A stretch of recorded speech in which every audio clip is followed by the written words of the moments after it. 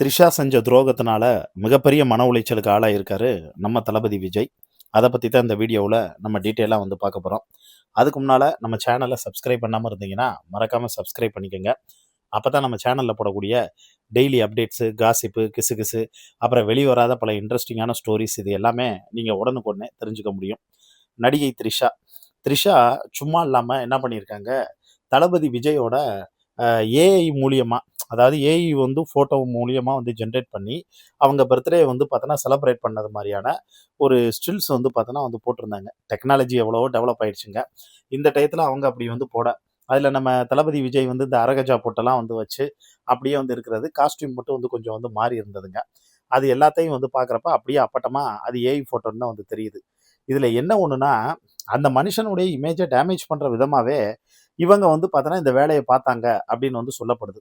இது என்னன்னா சங்கீதாவை வந்து வெறுப்பேற்றுறதுக்காக. இப்போ எப்படி இந்த மாதம்பட்டி ரங்கராஜ் வந்து கேஸில் ஜாய் கிறிசல் தான் முழுக்க முழுக்க அந்த போஸ்ட் போடுறது எல்லாமே மாதம்பட்டியோட ஃபர்ஸ்ட் ஒய்ஃபை வந்து வெறுப்பேற்றுறதுக்காக வந்து பண்ணது. ஆனால் இங்கே கூடவே தளபதி விஜய் வந்து சேர்ந்து அதுக்கு முழுக்க வந்து சப்போர்ட்டாக வந்திருக்கிறதுனால த்ரிஷா இன்னும் வந்து ஓவராகவே வந்து ஆட ஆரம்பிச்சிட்டாங்க அப்படின்னே வந்து சொல்லாங்க.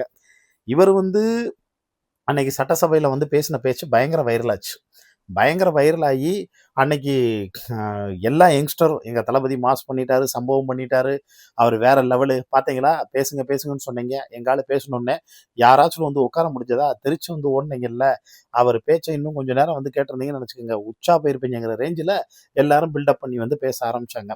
ஆனால் அன்னைக்கு எல்லாருக்கும் ஒரு நிம்மதியாக இருந்த விஷயம் என்னன்னா, இந்த த்ரிஷா வந்து பர்த்டே விஷயம் எதுவுமே வந்து போடாமல் இருந்தது எல்லாருக்குமே ஒரு நிம்மதியாக இருந்துச்சுங்க. ஆனால் அந்த சந்தோஷத்தை இவங்க கொஞ்சம் கூட நீடிக்க விடலை. அடுத்து டக்குன்னு வந்து பார்த்தா த்ரிஷா என்ன பண்ணிட்டாங்க, நைட்டோட நைட்டாக அவங்களுடைய அஃபிஷியல் இன்ஸ்டாகிராமில் இருந்து தளபதி விஜயோட பர்த்டே செலிப்ரேட் பண்ணது மாதிரி அதில் ஒரு கேக் ஒன்று வந்து வச்சுருக்காங்க. அதில் என்ன சொல்லப்படுது அப்படின்னா, அதை ரிசர்ச் பண்ணி இந்த கேக் வந்து பார்த்தோன்னா இங்கேயே கிடைக்காதான்.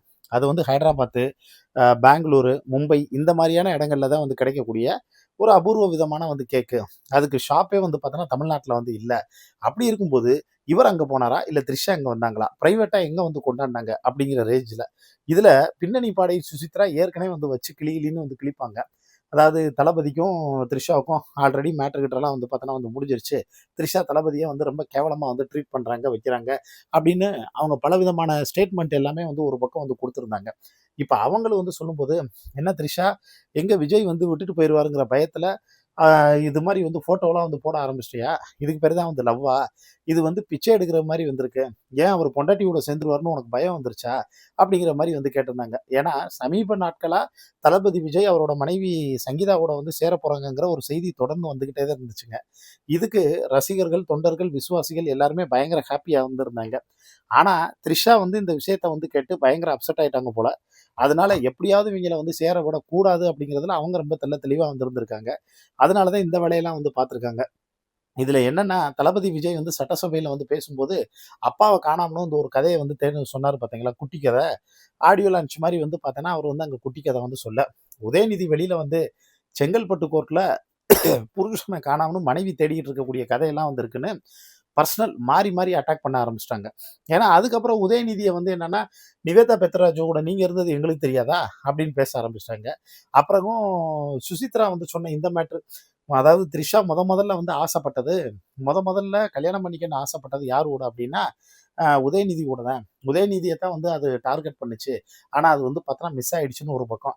இப்போ த்ரிஷா வந்து பார்த்தீங்கன்னா என்னென்ன விஷயங்கள்லாம் அவங்களுடைய மைனஸாக இருந்துச்சோ அது எல்லாமே இப்போ வந்து சோஷியல் மீடியாவில் ட்ரெண்ட் ஆகிட்டு வந்து வருது. ராணா டகுபதி ஒரு ஆடியோ லான்ச்சில் வந்து ஏதோ ஒரு ஃபங்க்ஷனில் வந்து பேசும்போது, சென்னையில் உங்களை ஏதோ ஒரு இடத்துல கொண்டு போய் வந்து விட்டுறோம், அப்போ நீங்கள் அட்ரஸ் வந்து கண்டுபிடிச்சி வீட்டுக்கு பத்திரமா வந்துடுவீங்களான்னு கேட்டால், வந்துடுவேன், சென்னையில் எங்கே விட்டாலும் நான் வந்துடுவேன், ஏன்னா எனக்கு தெரிஞ்ச ஒரே வீடு த்ரிஷா வீடு, த்ரிஷா வீட்டுக்கு மட்டும்தான் நான் போவேன் அப்படிங்கிற மாதிரி சொன்னார். ஏன்னா ராணா டகுபதியும் த்ரிஷாவும் ஏற்கனவே லிவிங்கில் இருந்தது எல்லாருக்கும் தெரியும்.